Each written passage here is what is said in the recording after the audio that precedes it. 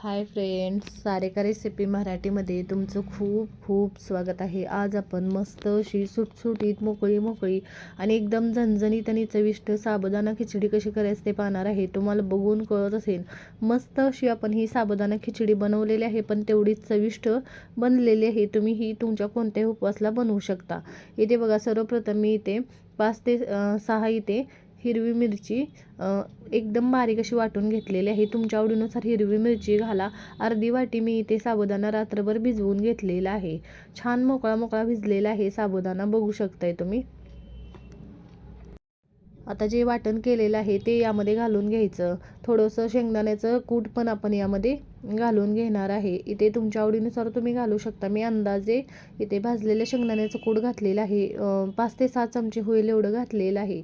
हे व्यवस्थित असं मिक्स करून घ्यायचं, म्हणजे व्यवस्थित नंतर खिचडी बनवताना आपल्याला छान भाजून घेता येते। आता एक मीडियम साईजचा इथे बटाटा घेतलेला आहे, तो एकदम बारीक असा मी कट करून घेतलेला आहे। आता लोखंडाच्या कढईमध्ये मी ही खिचडी बनवते। तुम्ही कोणत्याही कढईमध्ये बनवू शकता। लोखंडाच्या कढईमध्ये मी बनवते, छान भाजली जाते, चव लागते छान खिचडी। इथे बघा, कढईमध्ये थोडंसं तेल घालून गरम केलेलं आहे, त्यामध्ये या पद्धतीचा मी बटाटा कट करून घेतलेला आहे, तो घातलेला आहे। बटाटा आपल्याला चांगला मऊ होईपर्यंत परतून घ्यायचा आणि त्यामध्ये आपण जे मिक्स केलेलं आहे ते घालून घ्यायचं। साबुदाणा, मिरची आणि इथे आपण भाजलेल्या शेंगदाण्याचं कूट घातलेलं आहे, हे सगळं मिक्स करून घेतलेलं आहे। छान भाजून घ्यायचं, एकदम गॅसची फ्लेम मी मिडियम केलेली आहे आणि ही खिचडी आपण चांगली बनवून घेणार आहे। खालीवर करून चांगलं भाजून असं आपल्याला हे बनवून घ्यायची आहे। छान अशी बनली जाते बघा। आता यामध्ये मी चवीनुसार मीठ पण घालून घेते, तुम्ही सुरुवातीलाच मीठ यामध्ये घालू शकता। मी इथे चवीनुसार मीठ घालून घेते आणि थोडीशी भाजत आले की यामध्ये थोडंसं तूप घालून घ्यायचं।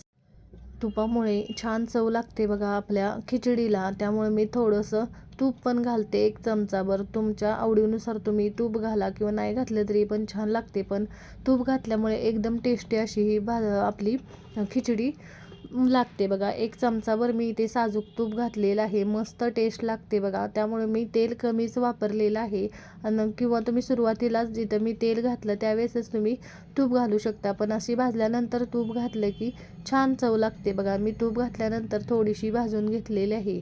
एकदम खमंग अशी ही आपण खिचडी बनवलेली आहे, मस्त झटपट कमी साहित्यात तेवढीच चविष्ट बनलेली आहे। तुम्ही कोणत्याही उपवासाला तुमच्या करू शकता। एकदम छान तयार झालेली आहे, मोकळी सुटसुटीत आणि एकदम मस्त झालेली आहे बघा। अजिबात चिकट झालेली नाही आणि मस्त होते बघा। तुम्ही कोणत्याही उपवासाला तुमच्या बनवून बघा, एकदम साध्या सोप्या पद्धतीने आपण तेवढीच मस्त अशी ही आपण साबुदाणा खिचडी बनवलेली आहे। नक्की या पद्धतीने करून बघा, तुम्हाला पण ही रेसिपी खूप आवडेल।